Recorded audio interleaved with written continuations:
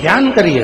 अगर नवरात्रि का व्रत एक लौंग पर कर रहा है तो उसको करने दो। कोई नवरात्रि का व्रत अगर एक गिलास दूध पर कर रहा है तो उसको करने दो। अगर नवरात्रि का व्रत एक जरासी सुपारी पर कर रहा है तो करने दो। कोई नवरात्रि का व्रत कैसे कर रहा है उसको करने दो, उसकी मर्जी।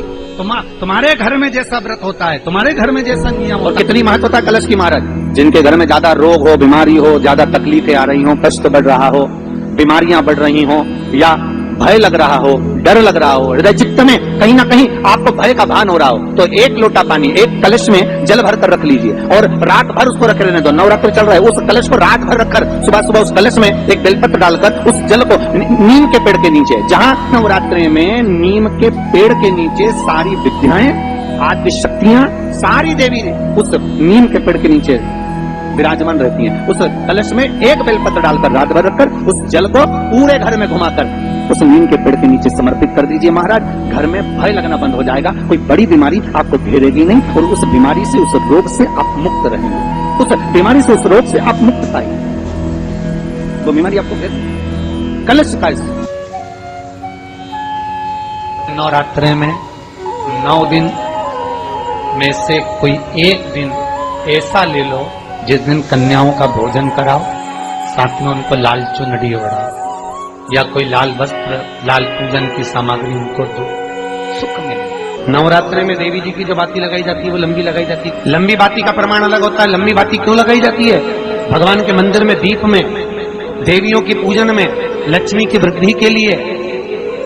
कौन से देवता क्या लंबी बत्ती लगती है और कौन से देवता क्या गोल बत्ती लगती है, उसका भी प्रमाण बनता है। किसी देवी की पूजन करो तो लंबी बत्ती आती है, कुल देवता की पूजन करो तो लंबी बत्ती आती है।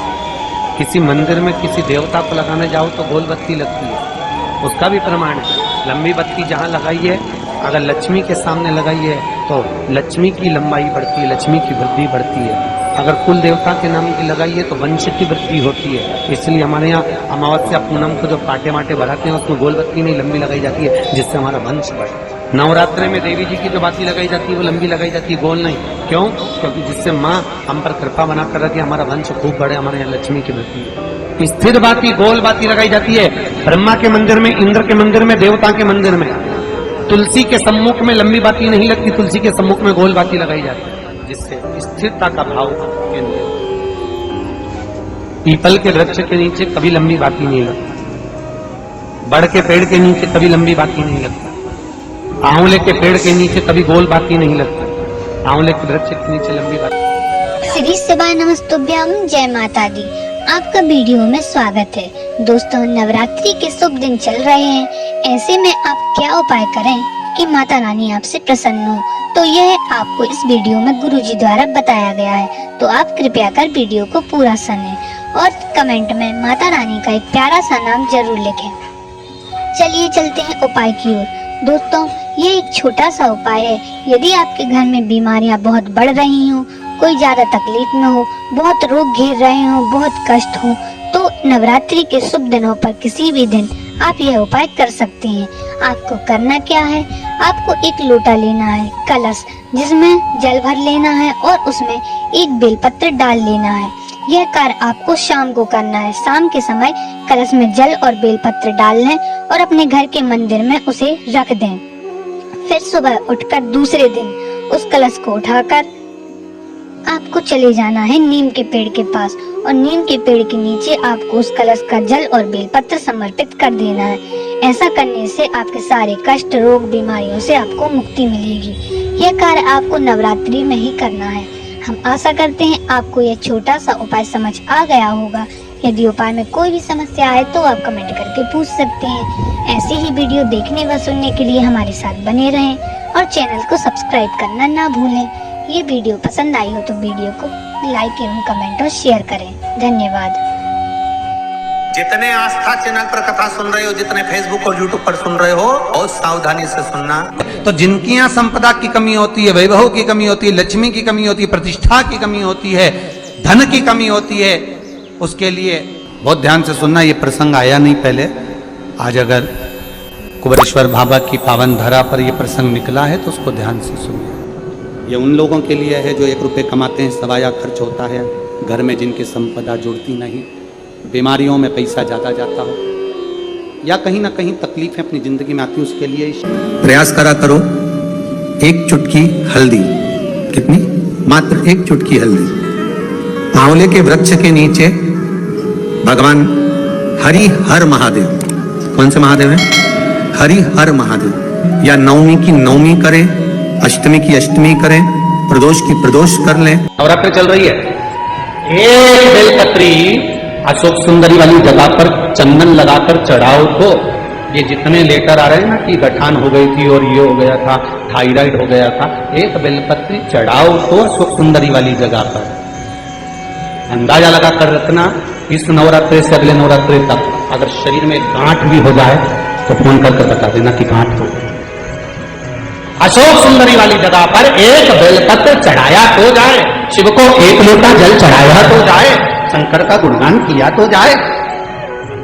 पवित्र है ये वाणी, ये जिह्वा और ये श्रवण, जिससे हम कथा सुन रहे हैं, कथा कह रहे हैं, कथा बोल रहे हैं। तो बेलपत्री दोनों में पीला चंदन, बीच में लाल चंदन, और जो अशोक सुंदरी वाली जगह है उस अशोक वाली सुंदरी वाली जगह पर डंडी का भाग जहां से पानी रहता है वहां लाल चंदन का भाग नीचे की ओर शिवलिंग से टच करता हुआ लाल चंदन का भाग और दोनों चंदन पीले चंदन के भाग बेलपत्री के उस अशोक सुंदरी वाली जगह पर रखकर मन कामना से शरीर में अगर कोई रोग हो गया जिससे चमड़ी सफेद पड़ रही हो या काया कोई जगह जगह पर खाज हो गया या कोई सोराइसिस जैसी बीमारी हो गई है तो शिव जी पर उस जल को समर्पित कर उस बेलपत्री का जो पानी है वो लेकर आए, शरीर में उस स्थान पर लगाना प्रारंभ करें। धीरे धीरे लगभग 15 से 20 दिन तक अगर क्रम करा और श्री शिवाय नमस्तुभ्यं का जाप किया कि निश्चित है काया प्रारंभ हो जाएगी, निश्चित। मेरी जीजियों,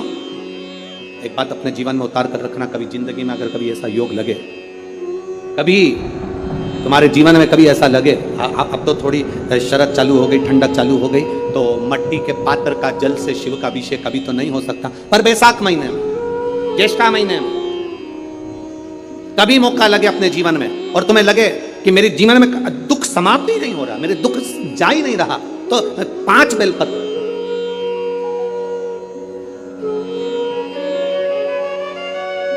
5 बेलपत्र, एक आप लोगों इस पत्र में शिवलिंग लगा हुआ है तो हम आपको इसी से समझा देते हैं। एक बेलपत्र जिसकी डंडी का भाग जल जहां से बहकर बाहर निकल रहा है, अशोक सुंदरी का स्थान देखा है ना सब लोगों ने, बस उसी स्थान पर पहली बेलपत्र।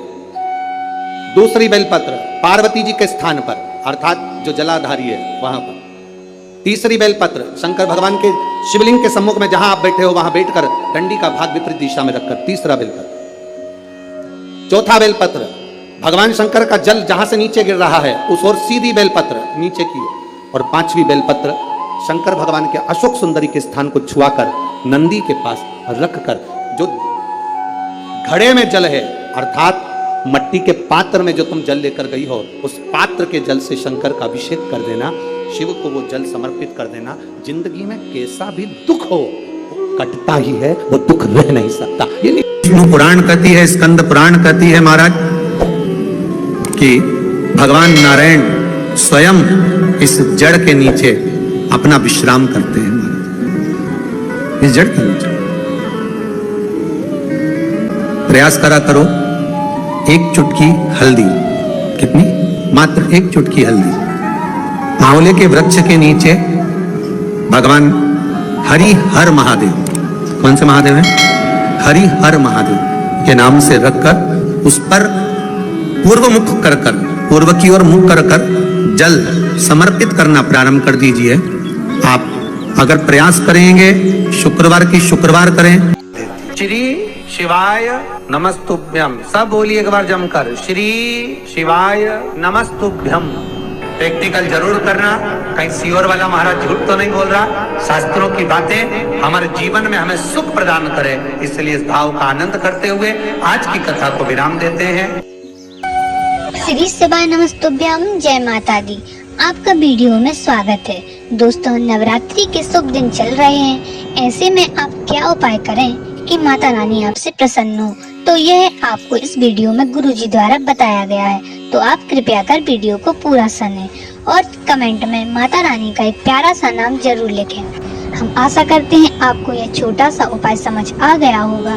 यदि उपाय में कोई भी समस्या आए तो आप कमेंट करके पूछ सकते हैं। ऐसे ही वीडियो देखने व सुनने के लिए हमारे साथ बने रहें और चैनल को सब्सक्राइब करना ना भूलें। ये वीडियो पसंद आई हो तो वीडियो को लाइक एवं कमेंट और शेयर करें। धन्यवाद।